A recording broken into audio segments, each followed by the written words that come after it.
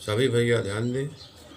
आज आज आज हम आपको एक्सरसाइज, आपकी किताब की जो एक्सरसाइज है 9th की 1.1 क्वेश्चन नंबर फर्स्ट या प्रश्न संख्या 1 आप देखिए प्रश्न क्या है, कैसे लगाएंगे।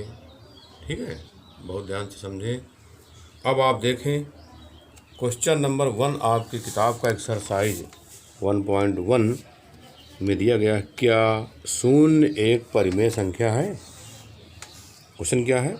क्या शून्य एक परिमेय संख्या है?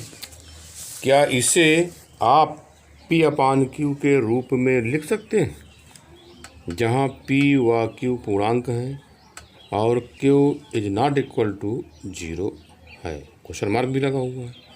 तो इस प्रश्न का जब आप आंसर लिखेंगे, हल करेंगे, तो आप कैसे हल करेंगे भाई? आपसे पूछा गया क्या शून्य एक परिमेय संख्या है, तो आप कहेंगे हाँ। क्या लिखेंगे? हाँ, शून्य एक परिमेय संख्या है। ठीक। अब रही बात, क्या इसे आप P/Q के रूप में लिख सकते हैं? हाँ, लिख भी सकते हैं।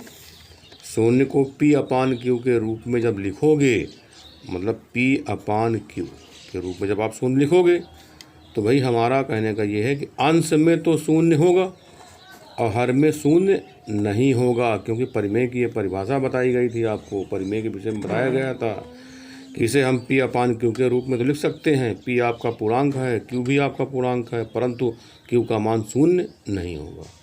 किसका मान शून्य होगा? P का मान शून्य हो सकता है। तो P/Q के रूप में यदि आप लिखना चाहते हैं तो आप इसको इस प्रकार लिख सकते हैं।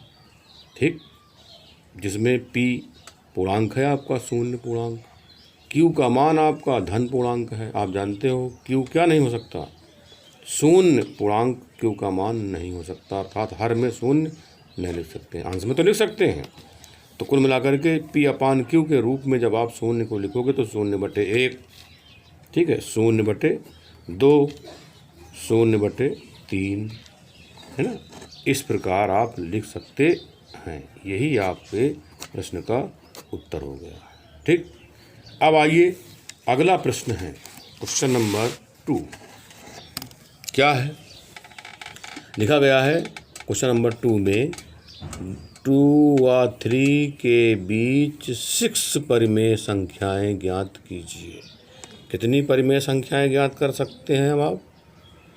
6, 7, 8, 10, 20, कुछ जितनी आप चाहो उतनी परिमेय संख्याएं ज्ञात कर सकते हैं। लेकिन प्रश्न में कहा गया है कि 2 और 3 के बीच 6 परिमेय संख्याएं ज्ञात कीजिए। तो हमने आपको बताया भी है या नहीं बताया है, तो आप ध्यान से देखें। सर्वप्रथम क्या करेंगे आप? ये नियम है कि आप एक रेखा बना लेंगे और इस रेखा में हमने यहाँ दर्शा दिया +2 पूर्णांक जो दिया गया है, और यहाँ दर्शा दिया +3 पूर्णांक। ठीक है, +2 पूर्णांक और +3 पूर्णांक। तो 2 और 3 के बीच में कितनी परिमेय संख्याएं निकालनी है? 6। तो परिमेय संख्याएं या परिमेय संख्याओं को ज्ञात करने का यह नियम है ना, क्योंकि 2 और 3 के बीच में निकालनी है। तो आप लिख सकते हैं पहली परिमेय संख्या। क्या लिखेंगे आप? पहली परिमेय संख्या बराबर। क्या नियम बताया था? अगर आपने वीडियो देखा हो, पढ़ा हो, नहीं पढ़ा है तब भी आप ध्यान लेंगे। यदि आप ध्यान से देंगे, कुल मिलाकर के 2 और 3 के बीच में निकालना है, तो 2 और 3 को क्या करेंगे आप? जोड़ देंगे। ठीक, और जोड़ने के बाद किसका गुणा करेंगे? 1/2 का। तो पहली परिमेय संख्या निकल आएगी। किसके किसके बीच में? 2 और 3 के बीच में। तो जो बीच में अंदाज लीजिए, लगभग यहाँ लिख दीजिए कि इन दोनों के बीच में ये आएगा। तो आप जोड़ लीजिए। तो 2 में 3 जोड़ोगे तो क्या आएगा? 5। 5 में किसका गुणा करोगे? 1/2 का। तो कुल मिलाकर 5 एकम 5 एकम 5 अब /2, 5/2।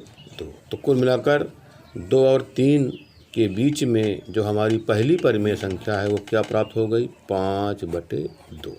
यहाँ लिख दो। और चूंकि ज्ञात करना है तो इन दोनों को जोड़ करके है ना, और 1/2 का गुणा कर दीजिए तो दूसरी परिमेय संख्या यहाँ आ जाएगी।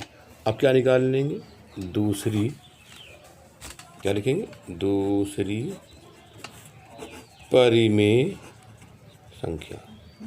क्या लिखेंगे, क्या जोड़ेंगे, एक कोष्ठक में लिख दीजिए 2 + 5/2, है ना। 2 में हमने 5/2 जोड़ दिया और गुणा किसका करना है, 1/2 का। लेकिन आपको याद होना चाहिए जोड़ आना चाहिए भैया, क्योंकि जब आप इसको जोड़ोगे 2 में 5/2 तो लासा पा लोगे, या जैसे भी आपको आए, कुल मिलाकर के जोड़ आना चाहिए। तो 2 दूनी 4 और 5 4 9, कुल मिला के हमारा आएगा 9/2 गुणे 1/2। तो कुल मिला के आ जाएगा 9 एकम 9, 9/4। तो आप देख रहे हैं दूसरी परिमेय संख्या इन दोनों के बीच में आ गई 9/4। अब आप तीसरी चाहते हो, तीसरी परिमेय संख्या, तो क्या करेंगे आप, इन दोनों को जोड़ लीजिए, अर्थात 5/2 में हम 3 जोड़ दें और जोड़ने के पश्चात 1/2 का गुणा कर दें। तो इन दोनों के बीच में ये परिमेय संख्या आएगी कि नहीं आएगी, देखिए जोड़ लें आप, तो 2 3 6, 6 5 11, 11/2 और गुणे 1/2, तो कुल मिलाकर के आ जाएगा 11/4। 2 दूनी 4 हो जाएगा ना, 11 कम 11, 11/4। तो कुल मिलाकर के इन दोनों के बीच में जो परिमेय संख्या आई वो 11/4 आ गई। अब आप चाहते हो चौथी परिमेय संख्या, चौथी परिमेय संख्या, तो क्या करेंगे आप, यहीं पर फिर आ जाइए, इन दोनों को जोड़ लीजिए। क्या जोड़ लें, 2 धन 9/4 एक कोष्ठक में जोड़ लें और 1/2 को गुणा कर दें। तो 4 दूनी 8, 8 में 9 जोड़ दें तो 9 8 17/4 और गुणे 1/2। तो कुल मिलाकर के 17/4 दूनी 8, बोलिए आएगा नहीं, 17/8 आया। तो यहाँ लिख दें फिर से 17/8। तो कितनी आ गई, 4 संख्याएँ आपने 2 और 3 के बीच में, 2 और 3 के बीच में हमने 4 संख्याएं ज्ञात कर लिया, 1 2 3 4, परंतु ज्ञात कितनी करनी है आपको, 6 करनी है। अब पाँचवीं लिख दें, पाँचवीं परिमेय संख्या। तो पाँचवीं परिमेय संख्या के लिए क्या करेंगे आप, भाई जोड़ेंगे और 1/2 का गुणा करेंगे। अब किसको किसको जोड़ोगे, जोड़ने के लिए आप चाहे इन दोनों को जोड़ लें, चाहे इन दोनों को जोड़ लें, और चाहे इन दोनों को जोड़ लें, चाहे इन दोनों को जोड़ लें, चाहे इन दोनों को जोड़ लें, नहीं ठीक। तो 11/4 में हम क्या जोड़ देते हैं, 3। तो कुल मिलाकर 4 3 12 और 12 और 11 कितने हो गए, 23/4 और गुणे 1/2।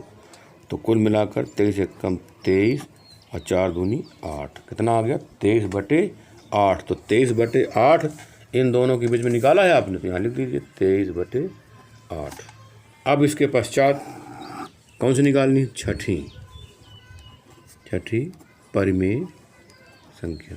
फिर वही काम, अब आप इन दोनों को जोड़ दें, चाहे इन दोनों को जोड़ दें, चाहे इन दोनों को जोड़ दें, चाहे इन दोनों को जोड़ दें, जो आपको, लेकिन ये दोनों ना जोड़ देना या इन दोनों को ना जोड़ देना, ठीक है। प्रयास आप यही करना कि क्रम बनाए रखना कि इन दोनों को जोड़ें, चाहे इन दोनों को जोड़ें, चाहे इन दोनों को जोड़ें, चाहे इन दोनों को जोड़ें, तो अच्छा रहेगा। तो 2 में हम यहाँ लिख रहे हैं, तो 2 में क्या जोड़ने जा रहे हैं, 17/8, 17/8 और फिर 1/2 का गुणा कर लेंगे। तो कुल मिलाकर 8 दूनी 16, 16 में 17 जोड़ लीजिए, तो 16 17 आपके 33 हो जाएंगे और नीचे 8 रहेगा आपका और 1/2 का गुणा, तो 33/16। तो कुल मिलाकर आपने देखा कि यहाँ पर जो परिमेय संख्या आई है 33/16। तो कुल मिलाकर 2 और 3 के बीच में 6 परिमेय संख्या हमने निकाल लिया, ठीक है। पहली आपकी ये हो गई, दूसरी आपकी 9/4 हो गई, तीसरी संख्या आपकी 11/4 हो गई, चौथी 17/4 हो गई, पाँचवीं 23/8 हो गई, छठी 33/16 हो गई। यदि आप और चाहते हो तो इन दोनों को जोड़ करके 1/2 का गुणा, है ना। इस प्रकार यही नियम लगा करके, है ना, 2 संख्याओं के बीच में बहुत सी अर्थात असंख्य या अनंत परिमेय संख्याएं निकाली जा सकती हैं, परंतु यहाँ पर आपको केवल 6 परिमेय संख्या निकालनी थी, तो 6 हमने निकाल करके बता दिया। यही आपके प्रश्न का उत्तर हो गया। बात समझ में आई? यदि आपको हमारी बात समझ में आई तो क्वेश्चन नंबर 3 आप देखिए। क्वेश्चन नंबर 3 एक्सरसाइज का लिखा है 3/5 तथा 4/5 के बीच 5 परिमेय संख्याएं ज्ञात कीजिए। किसके किसके बीच में? 3/5 तथा 4/5 के बीच 5 परिमेय संख्याएं ज्ञात कीजिए। तो आप क्या करेंगे? इस सवाल को क्या कर लेंगे? कर लेंगे तो अच्छी बात है। क्या है आपका ये? Home work. ठीक, जैसे हमने क्वेश्चन नंबर 2 बताया है, तो बिल्कुल उसी प्रकार आप इन दोनों के बीच में अर्थात 3/5 और 4/5 के बीच में 5 परिमेय संख्याएं निकाल लीजिएगा। अब है क्वेश्चन नंबर 4 किताब के आपके क्वेश्चन नंबर 4 देखिए। तो क्वेश्चन नंबर 4 क्या है? लिखा गया है नीचे दिए गए कथन सत्य हैं। क्या लिखा है? नीचे दिए गए कथन सत्य हैं या असत्य हैं, कारण के साथ अपने उत्तर दीजिए। कारण के साथ आपको उत्तर देना है। फर्स्ट में क्या लिखा हुआ है? फर्स्ट में क्या लिखा है देखेंगे आप। लिखा है प्रत्येक प्राकृत संख्या एक पूर्ण संख्या होती है। आप जानते हो प्राकृत संख्या है ना, या प्राकृत संख्याएं होती नहीं आपकी 1 2 3 4 5, ये कई संख्याएं आपकी प्राकृत संख्याएं। कई संख्याएं आपकी प्राकृत संख्याएं, अर्थात नेचुरल नंबर। प्राकृत संख्याएं होती है नहीं पढ़ा आपने, लेकिन इनमें शून्य सम्मिलित नहीं होता, ठीक है, और ऋण में भी नहीं होती है। ठीक, तो प्राकृत संख्या हमने लिख दिया। कई संख्याएं ये पूर्ण हैं। बोलिए पूर्ण है कि नहीं है? लिखा है प्रत्येक प्राकृतिक संख्या एक पूर्ण संख्या होती है। ठीक, तो आप क्या लिखेंगे? सत्य है। क्या लिखेंगे? सत्य है, क्योंकि प्राकृत संख्या, ठीक, शून्य या ऋण या निगेटिव नहीं होती है ना। तो कुल मिलाकर के प्राकृतिक संख्या क्या होती है? 1 2 3 4 5 6 7 8, अर्थात पूर्ण संख्याएं। ठीक है, ये निगेटिव नहीं होती, शून्य नहीं होती, या भिन्न के रूप में भी नहीं होती, इसमें 2/3 या 1/3, मतलब आधी अधूरी नहीं होती हैं। पूर्ण संख्याएं होती हैं, अर्थात जिनसे हम वस्तुओं की गणना करते हैं। बताया था ना हमने आपको, जिनसे हम वस्तुओं की गणना करते हैं, काउंटिंग करते हैं, वही आपकी प्राकृतिक संख्याएं हैं। तो कुल मिलाकर के ये जो दिया गया है फर्स्ट नंबर, प्रत्येक प्राकृतिक संख्या एक पूर्ण संख्या होती है। हाँ, होती है, सत्य है ये बात, क्योंकि प्राकृतिक संख्या शून्य या निगेटिव नहीं होती है। ठीक है, तो कुल मिलाकर फर्स्ट नंबर में आप लिखेंगे सत्य और कारण दे देंगे, क्योंकि प्राकृतिक संख्या शून्य या निगेटिव नहीं होती है। ठीक है, सेकंड नंबर है आपका। फर्स्ट नंबर तो हो गया आपका। सेकंड नंबर है प्रत्येक पूर्णांक। आप जानते हो पूर्णांक हमारा 3 प्रकार का होता है ना, पॉजिटिव है ना, निगेटिव है ना, या जीरो, इंटीजर है सब। ये 3 पूर्णांक होते हैं। पूर्णांक में आपका धन 1 भी है ना, ऋण 1 भी है, शून्य भी है, लेकिन इसमें पूर्ण संख्या कौन है? ये केवल है। कौन संख्या है? पूर्ण। और ये वाली क्या है? अपूर्ण। ये पूर्ण नहीं है। ठीक है, अर्थात इनको पूर्ण संख्या में नहीं लिया गया है ना। तो कुल मिलाकर प्रत्येक पूर्णांक तो हो गए 3 आपके, एक पूर्ण संख्या होती है नहीं। ठीक, पूर्ण संख्या केवल धन जो पूर्णांक होगा वही आपकी पूर्ण संख्या मानी जाएगी। ऋण वाली या शून्य वाली पूर्ण संख्या नहीं मानी जाएगी। इसका मतलब क्या है आपका? ये आपका असत्य है। क्या है ये? असत्य है। ठीक है, कारण लिख देना अपना कि चूँकि पूर्णांक हमारे पास 3 होते हैं, धन पूर्णांक, ऋण पूर्णांक, शून्य पूर्णांक, परंतु धन पूर्णांक ही पूर्ण संख्या होती है। प्रत्येक पूर्णांक पूर्ण संख्या नहीं होती है। ठीक है, थर्ड नंबर क्या है आपका? प्रत्येक परिमेय संख्या एक पूर्ण संख्या होती है। भैया परिमेय आप जान रहे हो कि 2/3 क्या है आपकी परिमेय संख्या है? बोलिए है कि नहीं हाँ, अब आप ही बताइए, अगर ये परिमेय संख्या है तो क्या ये पूर्ण है? नहीं, पूर्ण नहीं है। अर्थात प्रत्येक परिमेय संख्या पूर्ण संख्या बिल्कुल नहीं होती, अर्थात ये क्या है? असत्य है। तो कुल मिलाकर के आपको इनका अर्थात तीनों प्रश्नों का उत्तर कारण सहित लिखना है। इस प्रकार आपकी ये प्रश्नावली अर्थात एक्सरसाइज 1.1 समाप्त हो गई, या एक्सरसाइज 1 समाप्त हो गई।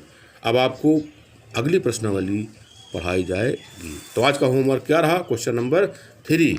ये क्वेश्चन नंबर 3 आपको अपने पेयर में पूर्ण कर लेना है। इस प्रकार प्रश्नावली 1 आपको पूर्ण कर लेना है। धन्यवाद।